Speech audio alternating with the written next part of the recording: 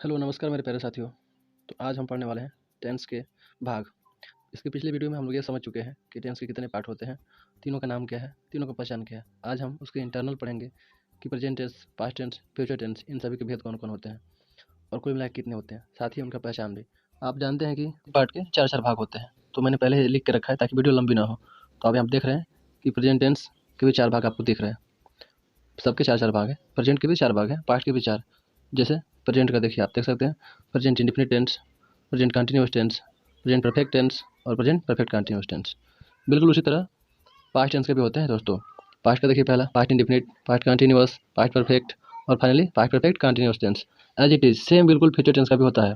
Future indefinite, future continuous, future perfect और finally future perfect continuous tense. तो इस प्रकार से आप देख रहे हैं कि सबके चार चार भेद हैं, चार फ्यूचर के, चार पास्ट के और चार प्रेजेंट के। तो टोटल मिला कितने हो जाएंगे? 12। तो तीनों टेंस के टोटल 12 भेद हुए, हमें 12 भेद पढ़ना है। आज हम शुरुआत करने वाले हैं प्रेजेंट टेंस का पहला भाग। ये तो आप समझ गए कि 12 है, चार ठो पास्ट के, चार ठो प्रेजेंट के, चार ठो फ्यूचर के, कुल मिला के 12 भेद हो गए। ठीक है, उम्मीद है आप इतना समझ चुके हैं कि कुल भेद कितने हो गए। अब हम आज पढ़ने वाले हैं प्रेजेंट का पहला अर्थात प्रेजेंट इंडेफिनिट टेंस। तो आज हम इसका पहचान, रूल, नियम और बहुत सारे एग्जाम्पल भी देखेंगे। ठीक है, तो शुरू करते हैं। तो दोस्तों अब हम शुरू करने वाले हैं पहला टेंस, प्रेजेंट का पहला पार्ट, प्रेजेंट इंडेफिनिट टेंस। सबसे पहले हम जानेंगे इसका पहचान।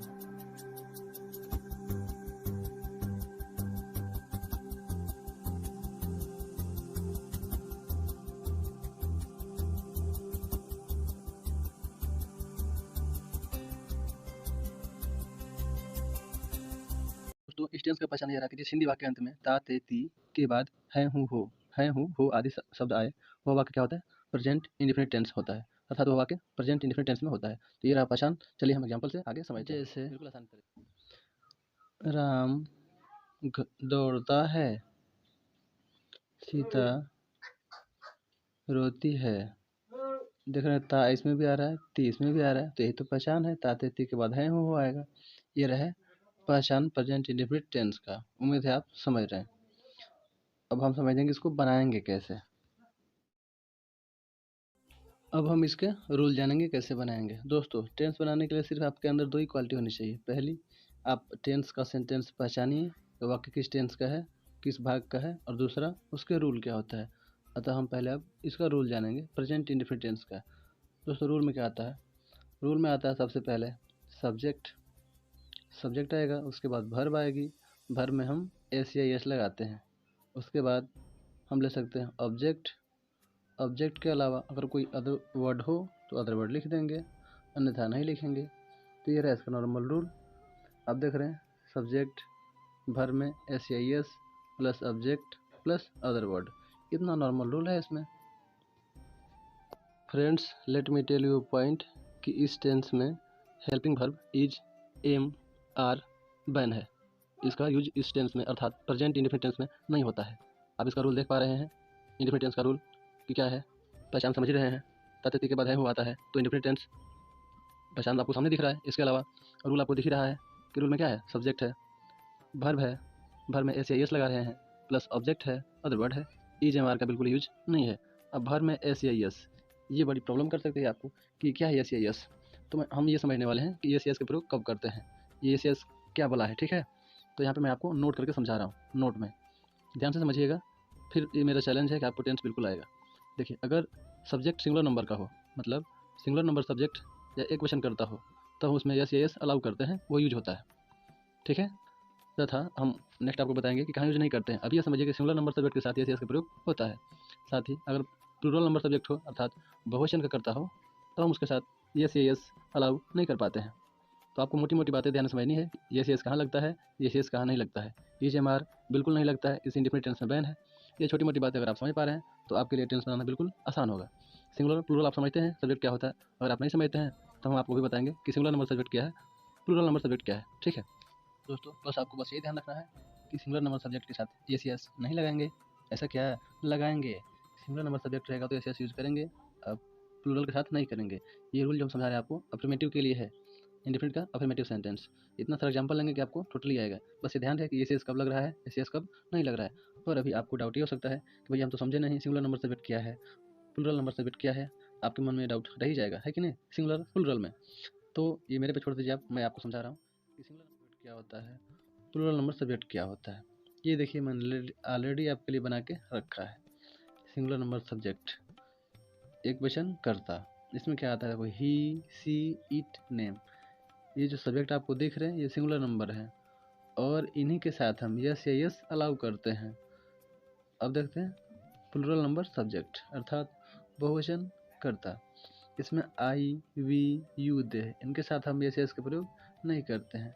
आई हो, वी हो, यू हो, दे हो, इनके साथ यस यस का प्रयोग नहीं होगा, जबकि सिंगुलर नंबर के साथ यस यस का प्रयोग होता है। उम्मीद है आपका ये डाउट दूर हो चुका है कि singular number subject, plural number subject क्या है। चलिए एग्जांपल देखते हैं। इतनी सारी बात आप समझ गए होंगे। ओके, तो एग्जांपल देखते हैं अब। ये रहा आपके सामने बहुत सारा एग्जांपल्स। रूल फिर से मैंने आपके सामने लिख रखा है कि सब्जेक्ट प्लस वर्ब में यस या इस लगाएंगे और उसके साथ ऑब्जेक्ट। आई होप आप समझ पा रहे हैं। ये रहा रूल प्रेजेंट इंडेफिनिट टेंस का।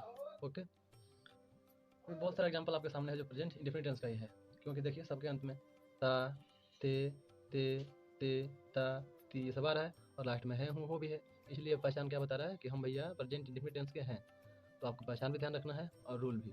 Helping verb is am are नहीं यूज करना है। तो करना क्या है, यहाँ देखिए। अब पहला एग्जांपल है कि मैं खेलता हूँ, मैं खेलता हूँ। अब मैंने यहाँ बता रखा है, ध्यान से देखिए कि आई जो है किस में आता है, प्लूरल नंबर सब्जेक्ट में। तो इसके साथ यस यस वर्ब में हम प्रयोग नहीं करेंगे, जबकि इनमें से कोई आएगा तो यस यस का प्रयोग हम करते हैं। ठीक है, तो बनाते हैं। मैं खेलता हूँ, तो मैं के लिए हम क्या लिखेंगे, आई, बड़ी जी है, इज एम आर यूज करना ही नहीं है। खेलना का मीनिंग प्ले, आई प्ले, बन गया। दूसरा एग्जाम्पल मैंने आपको ऑलरेडी बता रखा था कि हम इतने सारे एग्जाम्पल्स यूज करेंगे कि आपको बात क्लियर हो जाएगी।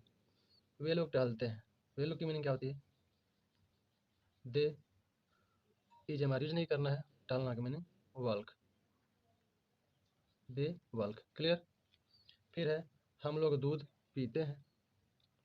तो दोस्तों हम लोग की मीनिंग होती है वी, और वी किस में आता है, वी जो आता है प्लूरल नंबर सब्जेक्ट में आता है, इसलिए हमें फिर से भर में यस यस का प्रयोग नहीं करना होगा। तो हम लोग की मीनिंग हो गई वी, पीना की मीनिंग होता है ड्रिंक,